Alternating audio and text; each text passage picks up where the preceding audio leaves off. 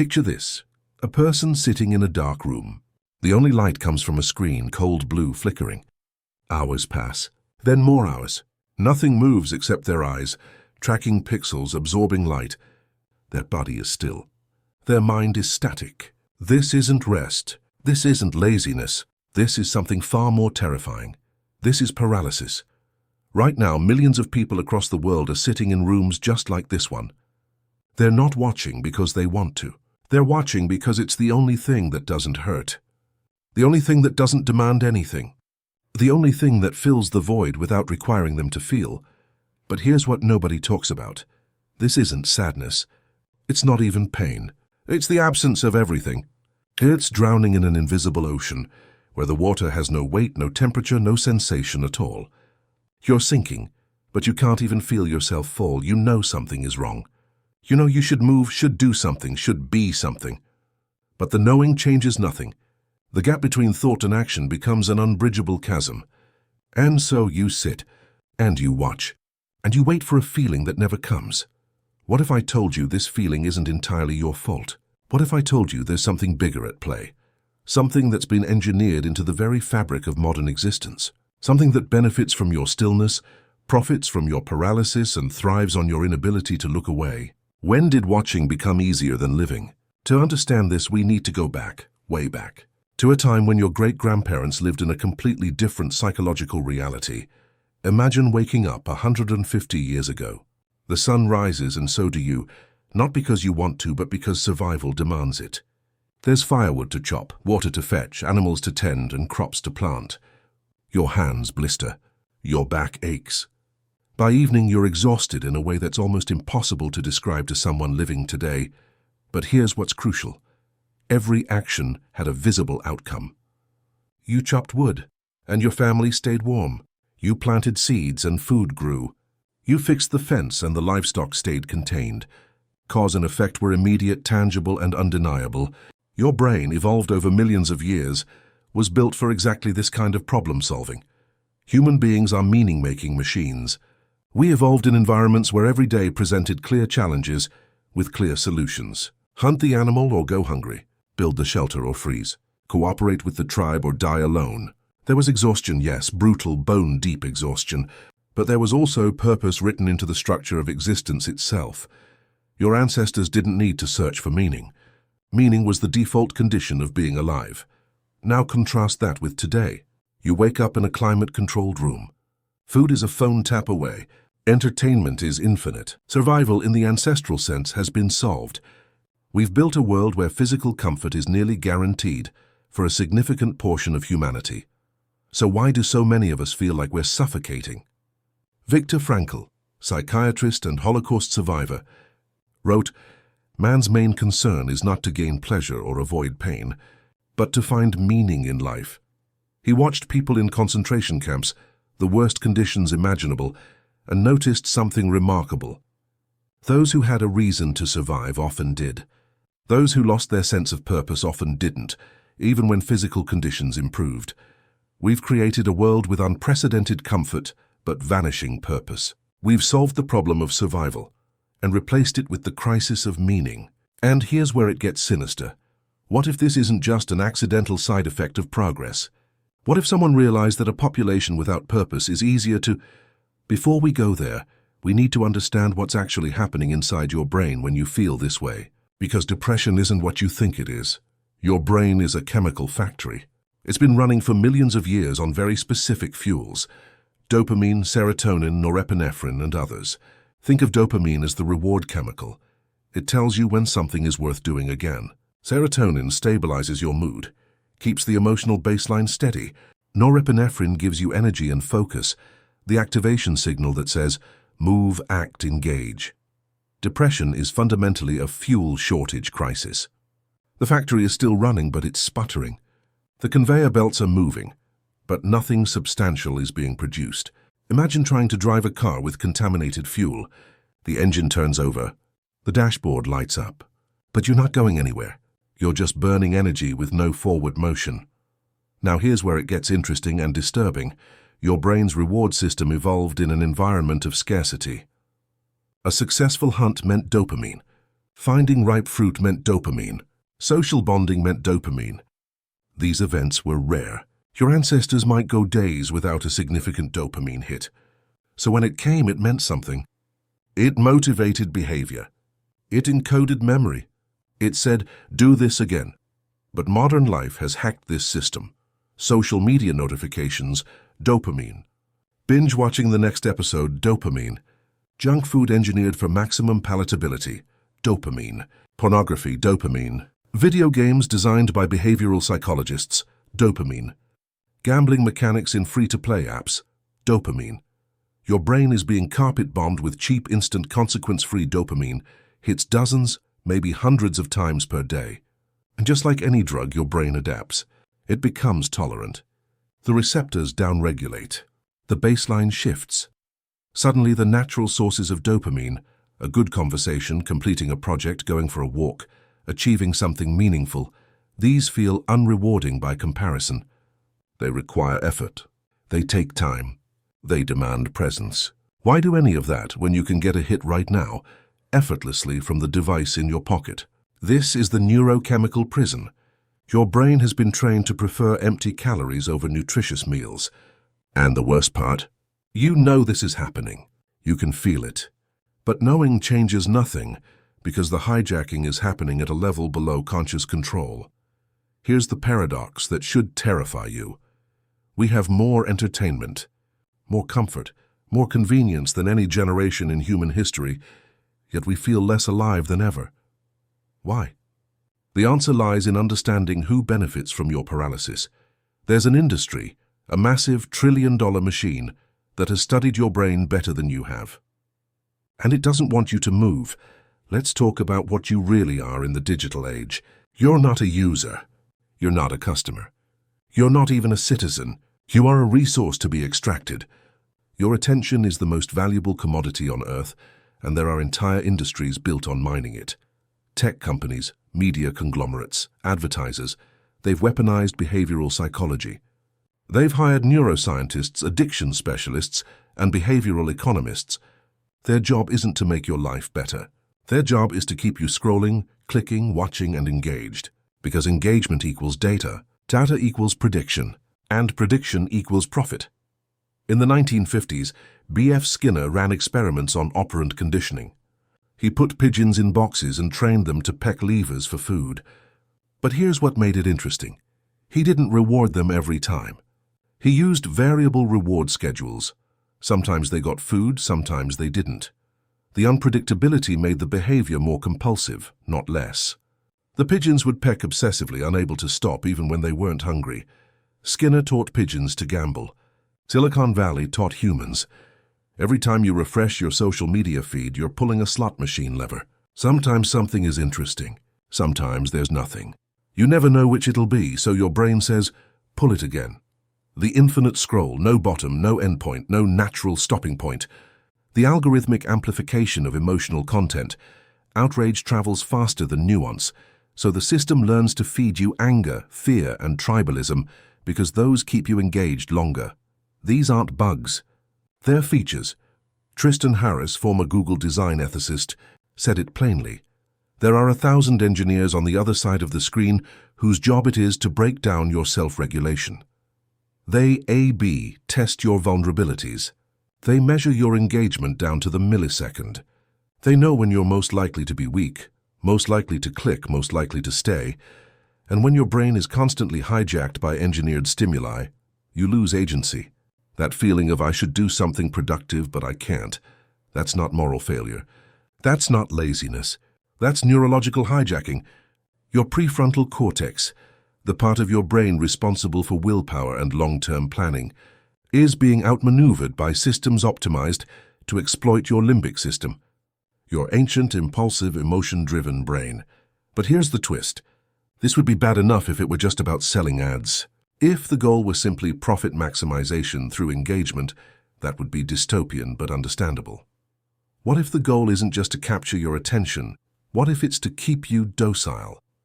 To understand this, we need to look at history's darkest experiments in mass behavioral control, because this has been tried before. 2,000 years ago, the Roman poet Juvenal wrote about how the Roman Empire controlled its population, panem et circenses, bread and circuses. Keep the masses fed and entertained, and they won't revolt. Give them food and spectacle, and they won't ask questions about power, wealth distribution, or the corruption of their leaders. It worked. 4 centuries. Fast forward to 1928. Edward Bernays, the father of modern propaganda and nephew of Sigmund Freud, published a book called Propaganda. In it he writes, "The conscious and intelligent manipulation of the organized habits and opinions of the masses is an important element in democratic society. Those who manipulate this unseen mechanism of society constitute an invisible government, which is the true ruling power." Bernays didn't see this as evil. He saw it as necessary. He believed that the masses were irrational and needed to be guided by an enlightened elite who understood psychology and could engineer consent. He ran campaigns that convinced women to smoke cigarettes by associating them with freedom. He staged events that manipulated public opinion on everything from war to consumer products. Then came the Cold War, Operation Mockingbird, a CIA program that infiltrated major news organizations to control the narrative. Declassified documents show that journalists were paid, stories were planted, and public perception was manufactured, not through overt censorship, but through curation, through deciding what stories got told and how. Aldous Huxley predicted this. In Brave New World, he imagined a future where people wouldn't need to be oppressed. They would love their oppression. They would be so saturated with pleasure, so distracted by entertainment, so chemically pacified, that the idea of rebellion would never even occur to them. Neil Postman, in Amusing Ourselves to Death, argued that we're not living in George Orwell's 1984. We're living in Huxley's vision. Orwell feared a world where books were banned. Huxley feared a world where no one wanted to read them. Orwell feared those who would deprive us of information. Huxley feared those who would give us so much that we'd be reduced to passivity. And here we are. Today, you don't need government censorship when you have algorithmic curation. You don't need propaganda when you have personalized echo chambers that feed you exactly what you already believe. You don't need to ban books when people are too depressed to read them. The most effective prison is one where the inmates don't realize they're imprisoned, where the bars are invisible, where the guards are algorithms, where the warden is your own hijacked neurobiology. So if this is the cage, what does freedom look like? Or is that even possible anymore? Because here's the part no one talks about. Let's talk about what you are biologically. You're a social primate. For millions of years, your ancestors lived in tight-knit groups of 50 to 150 people, what anthropologists call Dunbar's number. You knew everyone. Everyone knew you. Your survival depended on cooperation, reciprocity, and face-to-face connection. When you interact with another human being in person, your brain releases oxytocin, the bonding chemical. Eye contact, physical touch, shared laughter, these aren't luxuries. They're psychological nutrients. They validate your existence. They tell your nervous system you are seen, you matter, you belong. Modern society has systematically dismantled this.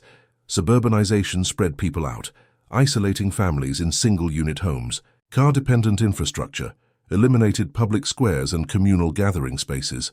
The decline of third places, cafes, community centers, churches, union halls, places that weren't home and weren't work, but were spaces for casual, regular social interaction. The rise of remote work. The final blow. Social media, which gives you the illusion of connection while delivering loneliness. You can have 500 friends online and feel utterly alone, because your brain knows the difference. It evolved for embodied presence, not curated profiles. For spontaneous conversation, not performative posting. For deep reciprocity, not parasocial relationships with influencers who don't know you exist. Johann Hari spent years researching depression and concluded, depression is not a malfunction of brain chemistry. It's a signal that something is wrong. It's a disconnection. Disconnection from meaningful work. Disconnection from people. Disconnection from status and respect. Disconnection from the natural world. Disconnection from a hopeful future. The Harvard study of adult development tracked people for over 80 years, the longest study of human happiness ever conducted. Their conclusion, after 8 decades of data, The quality of our relationships determines the quality of our lives. Not wealth, not fame, not achievement, relationships. And yet we've built a society that makes authentic relationships harder than ever. Here's the gut punch. You're not depressed because you're broken.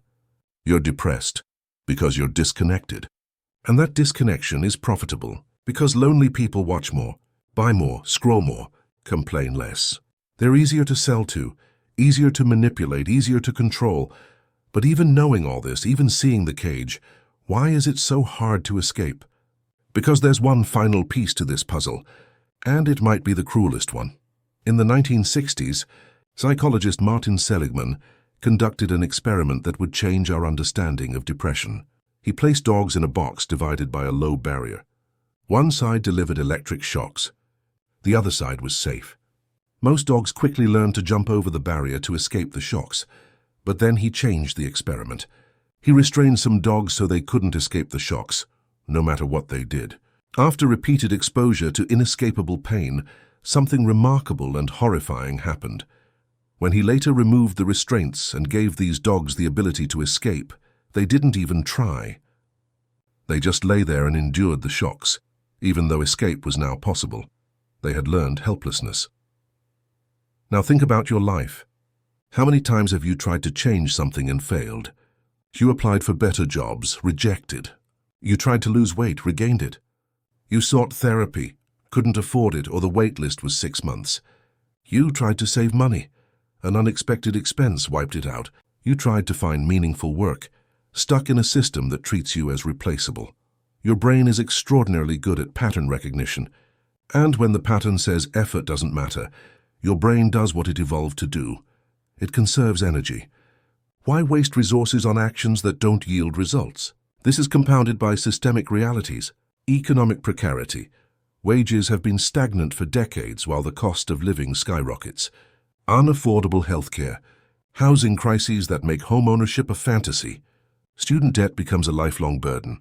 Climate anxiety, watching the planet deteriorate while feeling powerless. Political systems that seem immune to reform. Corporations that externalize harm and privatize profit. And what's the cultural response? Self-care, personal responsibility, positive thinking. You're told to meditate your way out of poverty, journal your way through a rigged economy, exercise your way past systemic oppression. The problem is structural, but the solution is framed as individual. And when individual solutions fail to solve structural problems, as they inevitably must, you blame yourself. I'm not trying hard enough. I'm not strong enough. I'm broken. This is what researchers call rational depression, a logical response to an irrational system. Your brain correctly assesses that the rules are rigged, the game is unfair, and effort is often unrewarded. So it stops trying. Remember that question from the beginning. When did watching become easier than living?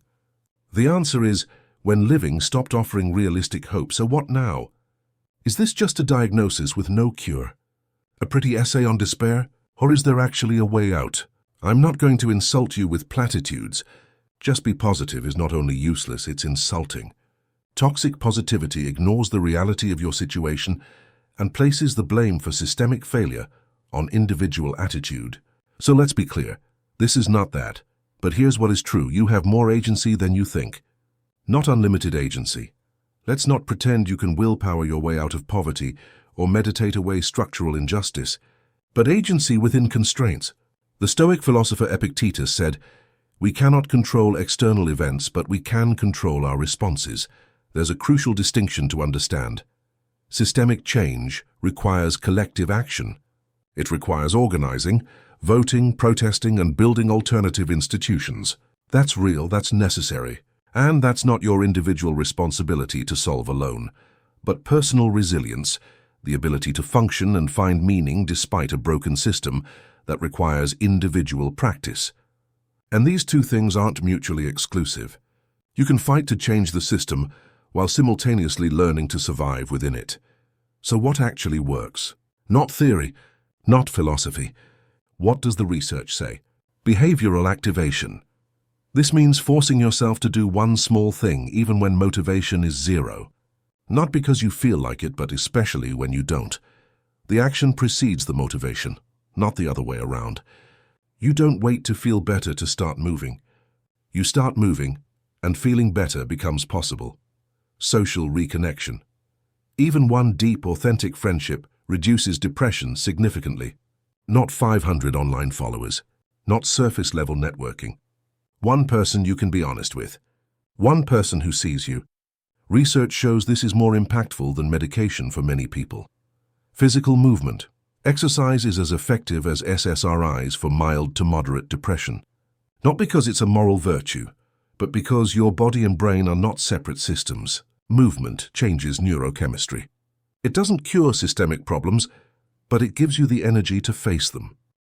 Purpose finding, volunteering, creating something, building something, teaching someone, anything that serves something beyond yourself. Viktor Frankl again. Those who have a why to live can bear almost any how.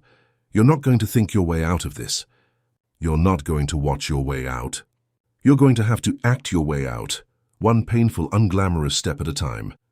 But here's the part that might actually change everything. It's not about you fixing yourself. It's about you understanding one crucial truth. Let's reframe everything. Depression in most cases is not an individual pathology. It's a rational response to an irrational world. You're not a broken machine. You're a healthy organism responding to a toxic environment. The shame you feel, manufactured. The guilt, misplaced. The sense that you're defective, a lie designed to keep you focused inward rather than outward. Jiddu Krishnamurti said, "It is no measure of health to be well adjusted to a profoundly sick society." Read that again. If you feel alienated in a system designed to atomize communities, that's not sickness, that's awareness. If you feel exhausted by exploitative labor that extracts more value than it returns, that's not weakness, that's reality. If you feel hopeless in the face of systems that seem immune to reform, that's not defeatism. That's pattern recognition. This isn't permission to give up. This is permission to stop blaming yourself while you fight. Because here's the revolutionary potential of this realization. When you stop seeing yourself as defective, you start seeing the system as defective. And defective systems can be changed. The powers that profit from your paralysis need you to believe the problem is inside you. They need you to be introspective and self-doubting. They need you to consume self-help books and productivity apps, and therapy that never asks about power structures. They need you isolated and ashamed, because if you realize the problem is outside you, in exploitative economics, in predatory technology, in manufactured isolation, in political corruption, you might stop watching and start doing. You might organize. You might resist. You might build alternatives. You might connect with others who see what you see. And that terrifies them. This is why understanding matters, not just for healing, but for resistance. So what's the first step? What's the one thing you can do right now that begins to break the cycle? If you've watched this far, you've already proven something. You're still capable of sustained attention. You're still searching for meaning. That instinct, that restlessness you feel isn't depression. It's your soul demanding more than what you've been given. So here's what you do, right now. Not tomorrow. Not after one more video. Right now. 1. Turn off this video after it ends. Don't let it autoplay to the next one. Reclaim that moment of choice. 2. Stand up. Physically move your body. Feel the weight of gravity. Feel your feet on the ground. Remind yourself that you exist in physical space, not just digital space. 3. Do one thing, one tiny thing, that the algorithms don't want you to do. Call someone you haven't spoken to in months. Write one sentence about something that matters to you. Walk outside and make eye contact with another human. Create something with your hands even if it's terrible. This isn't about curing depression overnight. This is about reclaiming one moment of agency in a world designed to extract it from you. One moment becomes two. Two becomes a day. A day becomes a pattern. A pattern becomes a life. Remember that person we started with, sitting in the dark room watching the screen? That's you. That's me. That's all of us. But here's the thing about rooms. They have doors. You just have to remember how to open them. The system wants you to be passive, isolated, consuming, watching. It profits from your paralysis and thrives on your disconnection. So, the most radical thing you can do, the most revolutionary act available to you right now is to stop watching and start living, not because it's easy, not because you'll succeed immediately, but because the alternative, remaining in that dark room, bathed in blue light, waiting for a feeling that never comes, is not a life. It's a slow disappearance. There's nothing to do but watch, until you decide there's everything to do but watch. Now turn off the screen.